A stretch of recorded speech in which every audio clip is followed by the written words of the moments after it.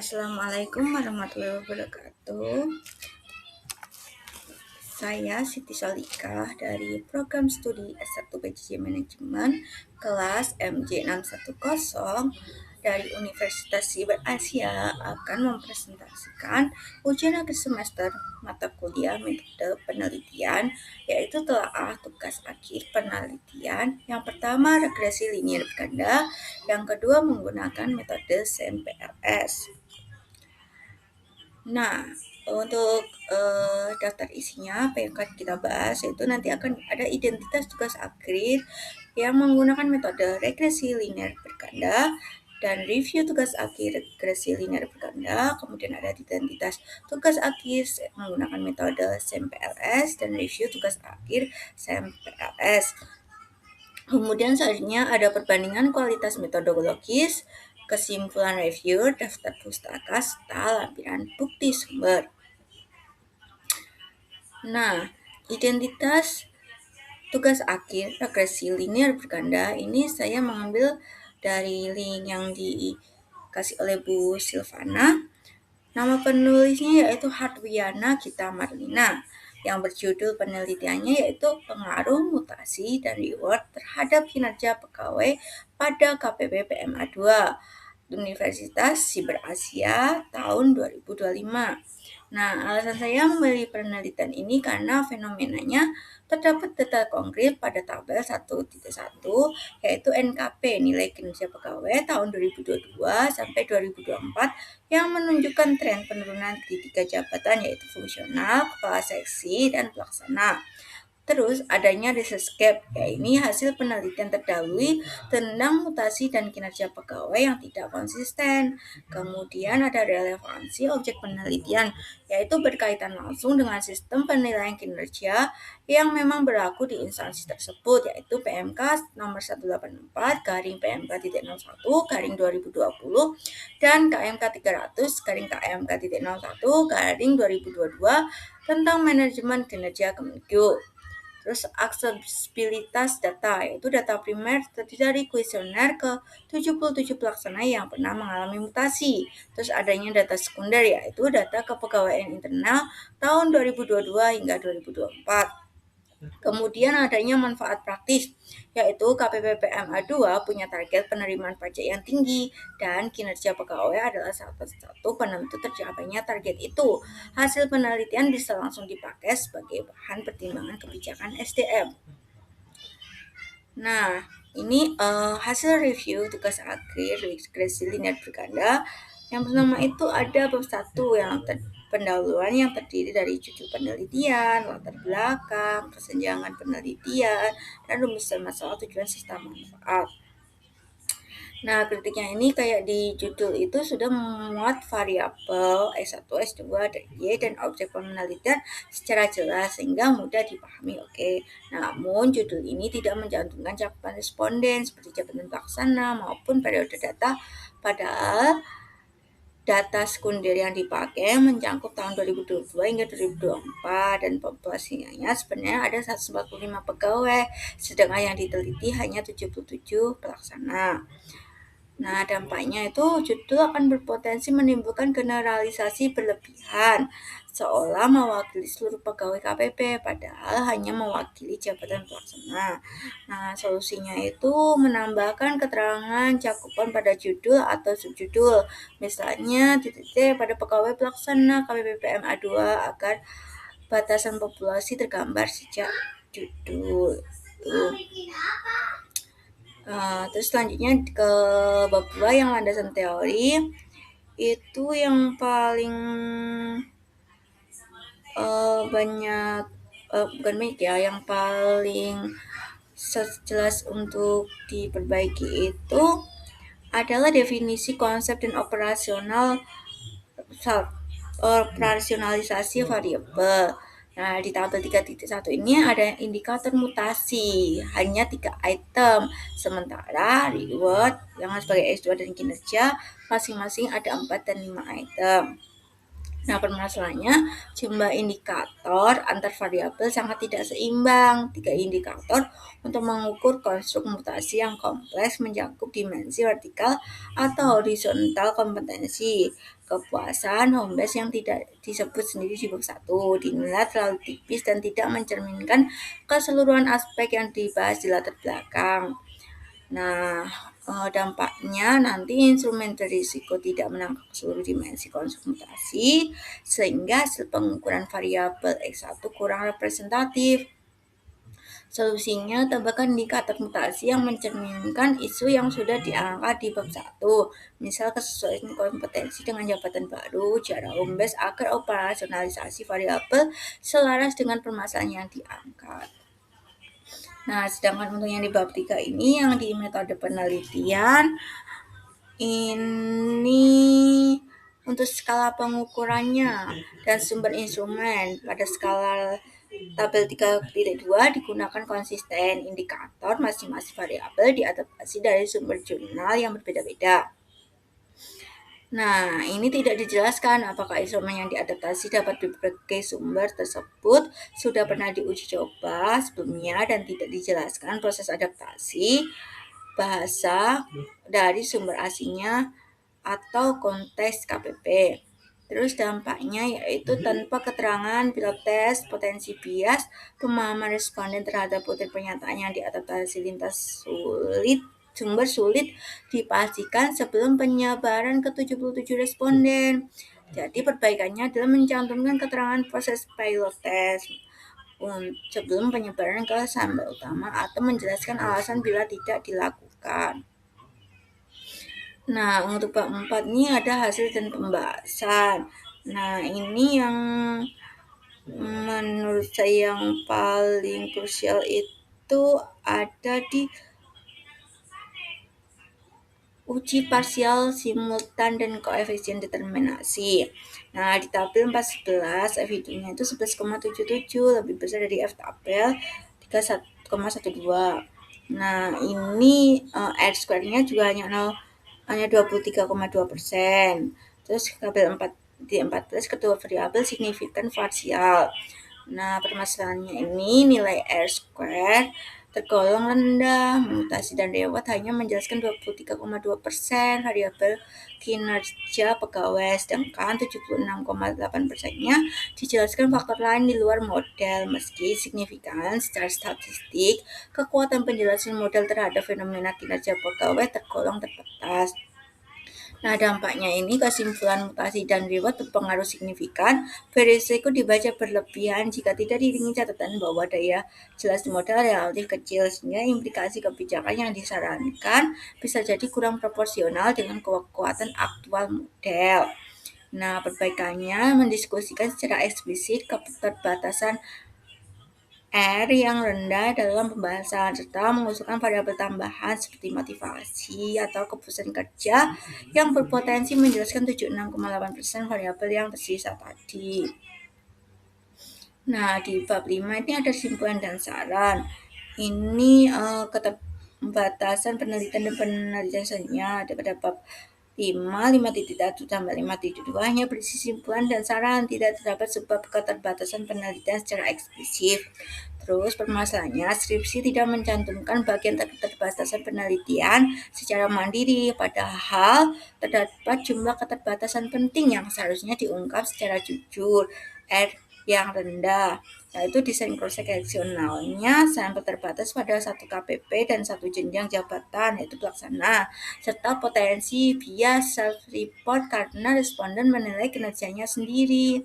Nah, dampaknya itu ketiadaan bagian keterbatasan, mengurangi kejujuran ilmiah, laporan dan membuat pembaca atau penguji tidak memperoleh gambaran batas generalisasi temuan secara eksplisit dari penulis sendiri.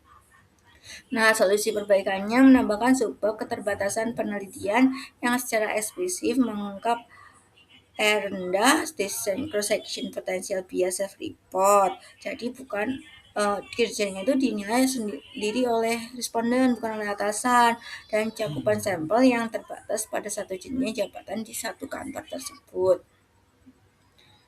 Nah, terus tugas akhir kedua ini yang menggunakan metodologi SMPLS ini nama penulisnya adalah Ajusman. Judul penelitiannya itu kesadaran wajib pajak dan e-filing berpengaruh terhadap penerimaan pajak melalui kepatuhan wajib pajak sebagai variabel intervening. Universitas Siber Asia tahun 2025. Alasan memilih penelitian ini yaitu adanya temuan yang kontradiktif dengan hipotesis dan teori dasarnya. 4 dari 7 hipotesisnya itu ditolak, bertentangan dengan teori dan penelitian terdahulu yang memprediksi pengaruh signifikan. Terus adanya relevansi praktis terhadap masalah nyata.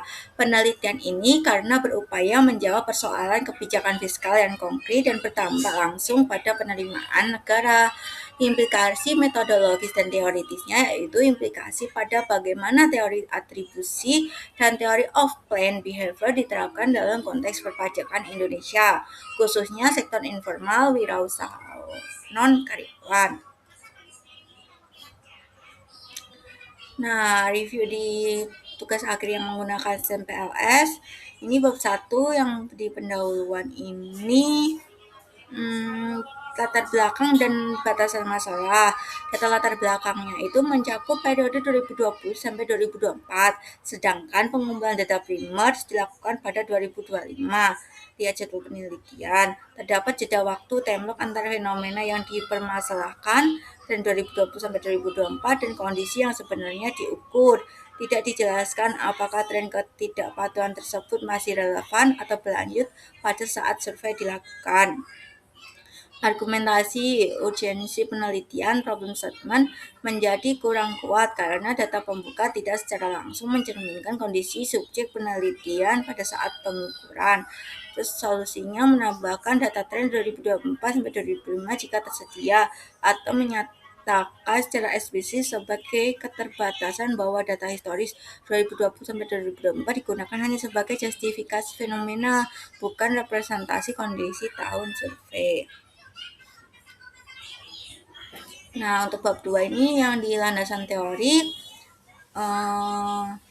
di bagian operasional dan sumber indikator. Ini indikator kesadaran wajib pajak dan penerimaan pajak diambil dari Febriani Endah 2021, yaitu indikator kepatuhan wajib pajak dari Widati dan kawan-kawan tahun 2025. Indikator e-filing dari Deva, 4 sumber membeda untuk 4 konstruk dalam satu model. Nah, permasalahannya tidak ada uraian mengapa keempat sumber indikator ini dipilih secara khusus, bukan sumber lain yang lebih sering dikutip di tinjauan pustaka, misal Mulyani. Nah, maupun penjelasan kesesuaian konteks antara studi sumber indikator dan populasi penelitian saat ini, misal WPOP non-karyawan Binjai. Nah, dampak penelitiannya itu menimbulkan risiko validitas konten yang lemah karena indikator dipinjam tanpa adaptasi eksplisit terhadap konteks lokal, serta menyulitkan pembaca menilai apakah keempat konstruksi terukur secara konsisten dan sebanding. Nah, solusinya itu menambahkan sebagian yang menjelaskan proses adaptasi terhadap indikator yang diadopsi, serta justifikasi pemilihan sumber indikator dibandingkan sumber-sumber lain yang telah dibahas pada tinjauan pustaka. Nah, yang di bab 3 implementasi metode ini. Nah, ini di bagian kriteria sampel. Nah, dalam naskahnya itu salah satu kriteria positive samplingnya adalah wajib pajak orang pribadi non karyawan yang menggunakan aplikasi e-filing. Nah, permasalahannya itu kriteria ini menyebabkan seleksi sampel yang bias. Responden yang tidak menggunakan e-filing otomatis tidak tersampel.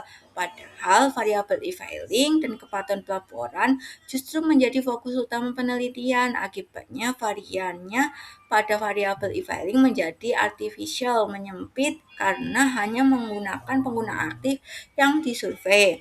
Nah, estimasi pengaruh e-filing terhadap kepatuhan penerimaan pajak berpotensi bias karena populasi non-pengguna e-filing yang secara data sekunder justru berjumlah signifikan dalam gap ketidakpatuhan. Jadi ini tidak terwakili sama sekali. Nah, solusinya jika tujuan penelitian adalah menilai pengaruh e-filing terhadap kepatuhan, sertakan pula kelompok pembanding non-pengguna e-filing. Jadi, nyatakan secara eksplisit bahwa hasil hanya berlaku untuk populasi WP yang telah menggunakan e-filing. Nah, untuk yang bab 4 nih ada hasil dan pembahasan. Ini untuk yang bagian uji diskriminan validity, nilai HTMT dilaporkan berkisar 0,74 sampai 0,876. Seluruhnya dinyatakan memenuhi kriteria karena lebih dari kurang dari 0,9. Nah, permasalahannya itu ambang batas HTMT yang digunakan 0,9 adalah kriteria paling longgar. Banyak literatur PLSM terbaru merekomendasikan ambang lebih ketat yaitu 0,85 untuk konstruk yang secara konseptual berdekatan. Nilai HTMT antara kesadaran wajib pajak dan kepatuhan wajib pajak sangat mendekati ambang 0,9 dan telah melampaui ambang 0,85, sehingga validitas diskriminannya antara kedua konstruk ini sebenarnya meragukan. Nah, dampaknya jika validitas diskriminasi antara kesadaran wajib pajak dan kepatuhan wajib pajak tidak benar-benar dicapai, kedua konstruk berisiko tumpang tindih secara konseptual yang dapat menjelaskan mengapa jalur kesadaran wajib pajak kepatuhan wajib pajak menghasilkan koefisien terbesar dalam model. Nah, solusinya laporkan dan diskusikan hasil HTMT dengan ambang 0,85 sebagai kriteria tambahan yang lebih konservatif serta pertimbangkan uji HTMT inference. Nah, untuk HTMT apakah signifikannya berbeda dari T untuk memperkuat klaim validitas diskriminasi? Nah, untuk di bab 5 ini ada simpulan, keterbatasan implikasi dan saran. Ini untuk yang paling Nah, yang di bab 5 ini misal disimpulan poin 1. Itu simpulan menyatakan kesadaran yang rendah menyebabkan wajib pajak belum sepenuhnya sukarela membayar pajak. Sementara itu, statistik deskriptif bab 4 melaporkan rata-rata kesadaran wajib pajak sebesar 4,8 dari skala 5. Ini sangat setuju. Nah, permasalahannya terdapat kontraindiksi langsung antara narasi simpulan dan temuan deskriptif kuantitatif. Kesimpulan yang benar seharusnya menekankan bahwa kesadaran yang tinggi secara persepsi tidak serta-merta terwujud dalam perilaku patuh membayar pajak secara langsung. Karena hal satu diuji tidak signifikan, bukan menyimpulkan bahwa kesadarannya sendiri rendah. Nah, dampaknya ini kesalahan interpretasi pada simpulan ini merupakan cacat substansi karena simpulan adalah bagian yang paling banyak dibaca dan dikutip. Interpretasi yang keliru dapat menyesatkan pembuat kebijakan. Nah, solusinya yaitu merevisi simpulan menjadi misalnya, meskipun tingkat kesadaran wajib pajak tergolong tinggi secara persepsi, kesadaran tersebut telah cukup untuk secara langsung meningkatkan penerimaan pajak tanpa dimediasi oleh kepatuhan agar selaras dengan hasil uji statistik dan data deskriptif. Nah, tadi adalah temuan-temuan yang ada di tugas akhir, baik yang menggunakan regresi linear berganda maupun SMPLS, karena minimal harus ada 20 review. Jadi tadi saya membacanya hanya yang sekilas-sekilas saja. Nanti selanjutnya bisa dibaca lagi, bisa di-post video ini. Nah, selanjutnya yaitu ada perbandingan metodologis. Nah, ini ada aspek variabel. Regresi linear berganda itu hanya variabel terukur langsung. Kalau SMPLS bisa menangani variabel laten. Uji mediasinya untuk regresi linear berganda itu bertahap dan rentan bias. Kalau SMPLS itu simultan. Uji validitas konsepnya untuk regresi linear itu terbatas. Kalau SMPLS itu lengkap, asumsi datanya regresi linear berganda itu harus normal, bebas, multikolinialitas, homoskedastisitas. Kalau SMPLS itu tidak wajib distribusi normal. Ukuran sampel ini cenderung butuh sampel besar. Kalau SMPLS itu bisa dengan sampel lebih kecil. Model multi-jalur kompleks itu regresi linear berganda itu sulit menangani banyak jalur sekaligus. Kalau SMPLS itu dirancang untuk model kompleks. Fokus analisis kalau regresi linear berganda itu eksplanatori sederhana. SMPLS prediktif dengan pengembangan teori. Ukuran evaluasi model regresi linear berganda itu R saja. Kalau SMPLS itu ada R2, R adjust, predict, dan lainnya. Kalau kelemahan utamanya, regresi linear berganda ini tidak cocok untuk model bervariabel laten dan mediasi kompleks. Kalau CPLS ini tidak ada uji model fit ketat seperti G-square, seperti JB-set. Nah, kesimpulannya reviewer itu untuk sampel LS yang tadi kesadaran wajib pajak dan e-filing ini untuk meningkatkan penerimaan wajib pajak melalui kepatuhan wajib pajak. Nah, kekuatannya ini sistematikanya runtut, tahapan atau inner model lengkap sesuai standar semua PLS. Kelemahannya utama itu data persepsi versus fenomena objektif tidak selaras, rumus sampel tidak konsisten dengan teknik purposive sampling, tidak ada uji jenis konstruksi reflektif, terus tidak ada uji multikolinearitas, indikasi common method bias tidak diuji. Simpulan bab 5 bertentangan dengan temuan bab 4. Kalau regresi linear berganda yang tadi pengaruh mutasi dan reward terhadap kinerja pegawai KPPMA 2, kekuatannya itu tahapan baku terpenuhi seperti validitas, reliabilitas, asumsi klasik, dan uji F. Nah, kelemahannya itu problem statement bab 1 bertentangan dengan simulasi bab 5. R2-nya rendah, tidak diskritisi proporsional, terus tidak ada bagian keterbatasan penelitian. Nah, ada perpustakaannya tadi ambil penelitian Halgir Marlina yang pengaruh mutasi dan reward terhadap kinerja pegawai pada KPPMA 2. Dan Agusman yang berjudul Kesadaran Wajib Pajak dan e-filing berpengaruh terhadap penerimaan pajak melalui kepatuhan wajib pajak sebagai variabel intervening.